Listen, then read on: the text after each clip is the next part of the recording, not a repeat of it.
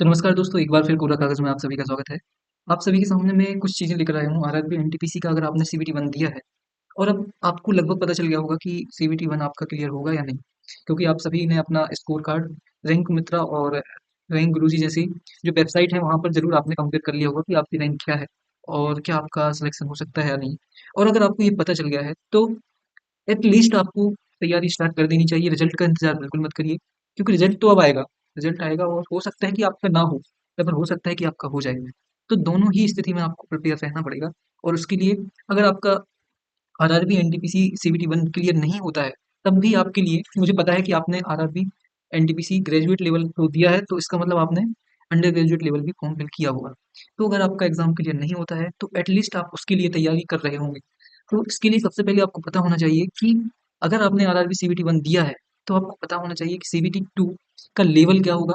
और अगर सीबीटी 2 आपका नहीं भी सीबीटी 1 के लिए क्वालिफाई अगर आप नहीं भी करते हैं, तब भी आपको पता होना चाहिए कि जो आपका अंडर ग्रेजुएट लेवल का सीबीटी 1 एनटीपीसी होने वाला है, उसमें आरआरबी का लेवल क्या हो सकता है। तो इसके लिए सबसे अच्छा ऑप्शन, सबसे अच्छा तरीका होता है कि आप पीवाईक्यूज का लगातार एनालिसिस करें। आपको लगातार आरआरबीज़ की जितनी भी पीवाईक्यूज़ हैं, उनको सॉल्व करना पड़ेगा, उससे आपको लेवल समझ में आएगा। तो लेवल तो आप समझ चुके होंगे कि इस बार जिस प्रकार का स्कोर लोगों का आया है, तो सीबीटी 1 काफ़ी खतरनाक तरीके के क्वेश्चन इसमें पूछे गए हैं। तो उसके लिए हम तैयार कैसे करें?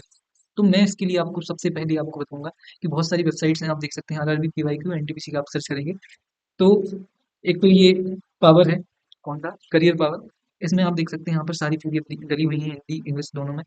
तो आपको मैं सबसे बेस्ट ऑप्शन बोलूँगा कि आपको सबसे पहले ये सारे के सारे क्वेश्चन पेपर एक बार सॉल्व करने हैं। सारे नहीं कर पाओ तो कम से कम 15 10 से 15 क्वेश्चन पेपर आपको सॉल्व करके देखना है। उसके बाद आपको समझ में आएगा कि इस बार हुआ क्या है।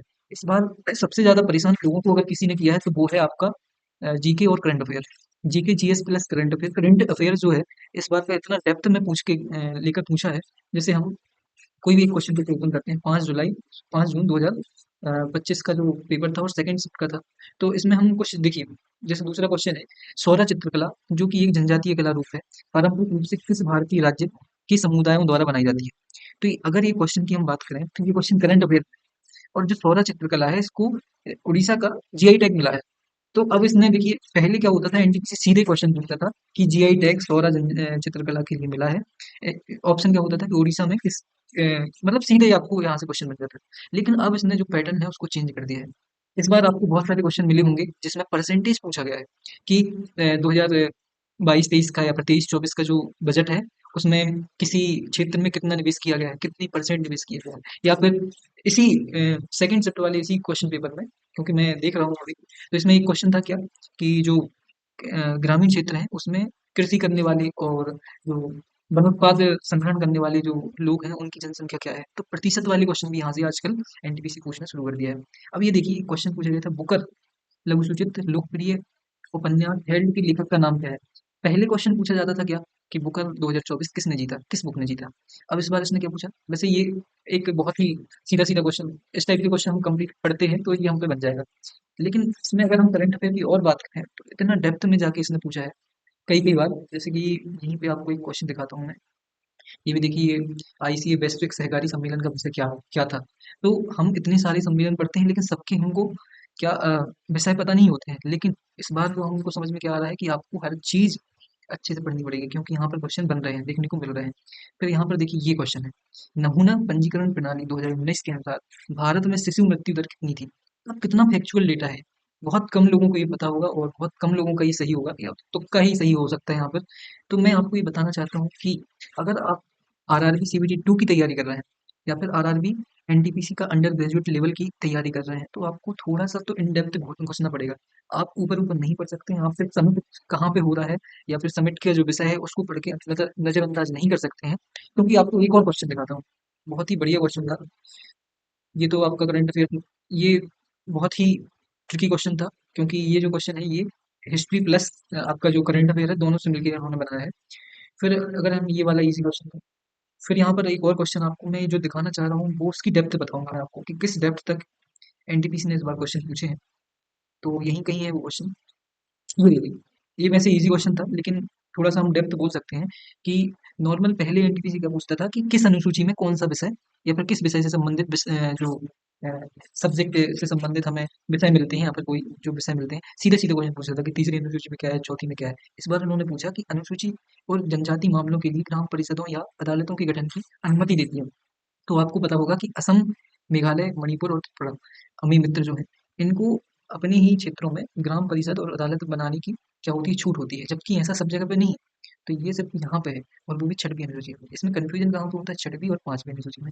तो मैं आपको कह रहा हूँ कि प्लीज़ अगर आप तैयारी कर रहे हैं तो थोड़ा-सा इन क्वेश्चंस को ज़रूर देखें, क्योंकि ये आपको एनटीपीसी की गहराई बता रहे हैं कि कहाँ तक एनटीपीसी जा सकता है और आगे आपको कितनी कठिनाई यहाँ पर आ सकती है। अगला क्वेश्चन यहाँ पे मैं आपको दिखाना चाहूँगा।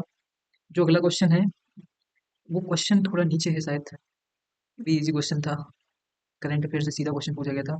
ये भी इजी क्वेश्चन था, ये भी इजी क्वेश्चन था, ये भी इजी क्वेश्चन था, करंट अफेयर फैक्चुअल था।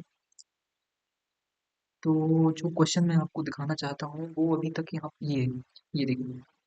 इस टाइप के बहुत सारे क्वेश्चन इस बार के एनटीपीसी में सीबीटी 1 में हमको देखने को मिलेंगे कि इसमें क्या पूछा, ग्रामीण विकास मंत्रालय द्वारा प्रकाशित विकास रिपोर्ट 2024-25 के अनुसार कितनी प्रतिशत ग्रामीण परिवार अपनी आजीविका के लिए कृषि, पशुधन, गैर लकड़ी वन उत्पादों पर निर्भर थे? अब बताइए, ये क्वेश्चन, इस टाइप के क्वेश्चन, या तो आपको डेटा पता होना चाहिए, या तो आपका जो कहते हैं एलिमिनेट करने का जो का टैलेंट है वो अच्छा होना चाहिए। तो यहाँ पर आप एलिमिनेट ही कर सकते हैं, मुझे नहीं लगता कि इतना हमको डेटा याद हो सकता है। ये हमारी मतलब मानो हमारी सीमाओं से बढ़ के है कि हम इतना सारा डेटा याद रख सकें। तो यहाँ पे आपको कुछ ट्रिक्स यूज़ करनी पड़ेंगी कि इतना कम नहीं हो सकता 70%, क्योंकि हम अपने आस-पास भी गाँव में देखते हैं कि गाँव में सबसे ज़्यादा आजीविका का सबसे बड़ा जो स्रोत है वो कृषि ही है। तो 70% तो नहीं हो सकता। अब 90 और 95 भी पास वाले परसेंटेज हैं। तो इनमें इनमें से 2 में से हो सकता है, लेकिन 95% भी नहीं हो सकते, क्योंकि 10% लोग में चाय वाले, आपके जो दुकानदार हैं, किराने की दुकान, बहुत सारी चीज़ें, तो वो भी आ जाते हैं। तो यहाँ पे आपको इस टाइप से एलिमिनेट भी करना पड़ेगा। तो मैं बार-बार बोल रहा हूँ कि थोड़ी-सी टाइप समझिए और अपनी पढ़ाई को थोड़ा अलग तरीके से लेंगे। जैसे मेरा जो जिस दिन एग्ज़ाम था, उस दिन 2 क्वेश्चन आए थे। एक क्वेश्चन था हमारा कि जो मुगल सॉरी अशोक थे, सम्राट अशोक, उन्होंने किस वर्ष कलिंग का युद्ध लड़ा था? एक ही शब्द में क्वेश्चन था। किस वर्ष, मतलब कि वो आपको सन बताना था। पहले ऐसा क्वेश्चन बहुत कम देखने को मिलते थे, लेकिन एकदम एग्ज़ैक्ट सन बताना था। और इसी टाइप से एक और क्वेश्चन उसी से था। तो ऐसे भी क्वेश्चन आ रहे हैं, तो थोड़ा डेप्थ में पढ़िए। और मैथ्स रीजनिंग का लेवल यही रहने वाला है, बिल्कुल चेंज नहीं होगा। हो सकता है कि नंबर ऑफ क्वेश्चन आपके बढ़ जाए, जैसे कि आपका परसेंटेज में, या फिर क्वेश्चन ट्रिग्नोमेट्री में एक दो बढ़ सकते हैं, या फिर आपका बहुलक वाली जो क्वेश्चन होते हैं वहां पर एक दो क्वेश्चन बढ़ सकते हैं, लेकिन यहाँ पर आपको ज़्यादा मतलब चेंज नहीं होगा, लेवल यही रहने वाला है। और ना कि जीएस और जीके में भी लेवल यही रहने वाला है, 12th लेवल में भी और सीबीटी 2 में भी। बस आपको यहाँ से जितने भी क्वेश्चन हैं, मैं आपको बोलूँगा कम से कम 15 टेस्ट तो आपको लगाने हैं खुद से बैठ के, और एनालाइज करना क्वेश्चन कहाँ से बने थे और कहाँ से बन सकते हैं, कहाँ से रिपोर्ट्स के विषय पूछे गए हैं, कहाँ पे जो क्षेत्रीय बैठक होती हैं, जो दिल्ली में हुई हैं या फिर हैदराबाद में हुई हैं या फिर बेंगलोर में हुई हैं, तो वहाँ से क्वेश्चन बने हैं। बहुत सारे क्वेश्चन बने हैं आपके। इस बार देखिए एक्सरसाइज से बहुत कम क्वेश्चन बने हैं, जो सैन्य एक्सरसाइज होती है वहाँ से बहुत कम क्वेश्चन बने हैं, लेकिन जो समिट होते हैं, उनके विषय होते हैं या फिर दिवस होते हैं, वहाँ के क्वेश्चन देखने को मिलेंगे। ये देखिए क्षेत्रीय बैठक पूछी गई थी इसमें, बंगाल की खाड़ी, यूपीपीआईजीओ। और इसका सही आंसर है, बहुत सारे टीचर्स उसमें बता रहे थे कि इसका आंसर अ, बांग्लादेश है, लेकिन ये गलत है। इसका सही आंसर माली ही है। ये सही दिया है इस आंसर की। तो ये सही आंसर क्वेश्चन था। तो मैं आपको ये बोलूँगा, ये देखिए हर क्वेश्चन पेपर में एक ना एक एक्ट आ रहा था, और ये एक्ट जो थे, ये डीप डाइव करके पूछे गए। मतलब ऊपरी-ऊपरी नहीं पूछा गया, इसमें थोड़ा-सा एनटीपीसी में घुस के क्वेश्चन पूछा है। ये देखिए मेरे जो सेक्टर में एक क्वेश्चन था, वो था 1853 के एक्ट से था, सॉरी 1853, हाँ, 1853 के एक्ट से था। और ये देखिए ये क्वेश्चन है 1993 के, मतलब जो जो हम नहीं पढ़ते हैं। हम मतलब बेसिकली हम पढ़ते हैं 77 ये जो 73 का रेगुलेटिंग एक्ट पढ़ते हैं, 18, 13, 33 और 53 की जो चार्टर एक्ट है वो पढ़ते हैं, लेकिन हम ये नहीं पढ़ते हैं कभी, मतलब चार्टर एक्ट 1793, ये बहुत अच्छे से नहीं पढ़ते हैं, लेकिन यहाँ से क्वेश्चन आ रहे हैं। तो अब जो एक्ट्स हैं, आपका जो विद्रोह है वहां से क्वेश्चन बने हैं, विद्रोह बहुत अच्छे से पढ़ने हैं, उनके जो सन है और उनके जो नाम है, जो नेताओं के, वहां से इसी क्वेश्चन पेपर में, 5 जून के ही क्वेश्चन पेपर में क्वेश्चन आया था कि जो संथाल विद्रोह है से उससे कौन संबंधित नहीं है, ताना भगत उसका आंसर था। तो इस टाइप से क्वेश्चन आ रहे हैं। मेंडलीव से 3 क्वेश्चन मेरी, 2 क्वेश्चन मेरी खुद की उसमें थे, और इसमें भी क्वेश्चन पूछा गया। मेरे में जो क्वेश्चन था कि मेंडलीव ने किस वर्ष में आवर्त सारणी अ, वो विकसित की थी, मतलब बनाई थी। तो मुझे याद था 1869 था उसका आंसर। इस टाइप से क्वेश्चन। तो तैयार रहिए और बिल्कुल भी ढील मत डालिए, और यहाँ से आपके बहुत सारे क्वेश्चन बनने वाले हैं। तो प्लीज़ आपको मैं फिर से बोल रहा हूँ कि अगर आप तैयारी कर रहे हैं तो थोड़ी गहराई से पढ़ें, और करंट अफेयर को बिल्कुल हल्के में ना लें। करंट अफेयर जो आप करते हैं वो तो करना ही है, थोड़ा सा डीप डाइव करना है। कितनी किस एथलेटिक्स में या फिर किस जो खेल प्रतियोगिता है उसमें कितने पदक भारत के हैं, या फिर किस व्यक्ति ने किस खेल ग्राउंड पे कोई स्वर्ण पदक जीता। इस टाइप से एक मेरी सपना क्वेश्चन था कि अनाहत सैन जो एक स्क्वैश खिलाड़ी हैं, उनने किस स्टेडियम में कोई एक गोल्ड मेडल जीता था। तो वहां से क्वेश्चन तो नहीं बना था मेरे। तो इस टाइप से क्वेश्चन आने आ रहे हैं, और बी रेडी फॉर इट। तो जुड़े रहिए मेरे साथ, ऐसे ही मैं क्वेश्चन आपको दिखाते रहूंगा।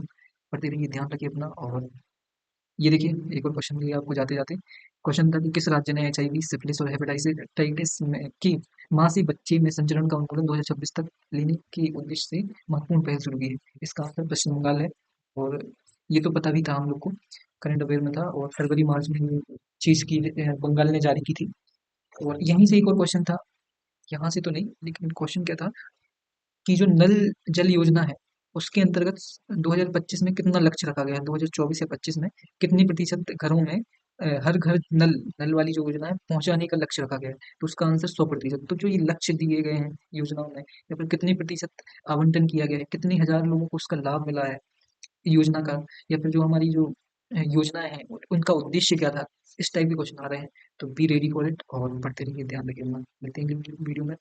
धन्यवाद। कूड़ा कागज से जुड़े रहिए, और ऐसे ही हम वीडियोस लाते रहेंगे आपके लिए, ताकि आप जागते रहें। क्योंकि हम हमारी ये प्रवृत्ति है कि हम थोड़ा दिन एक्टिव रहते हैं और फिर पैसिव मोड में चले जाते हैं। तो आपको पैसिव नहीं होना है, मैं आपको जगाते रहूंगा। और ऐसे ही जुड़े रहिए मेरे साथ। मिलते हैं अगली वीडियो में, पढ़ते हैं, ध्यान रखिए। Thank you.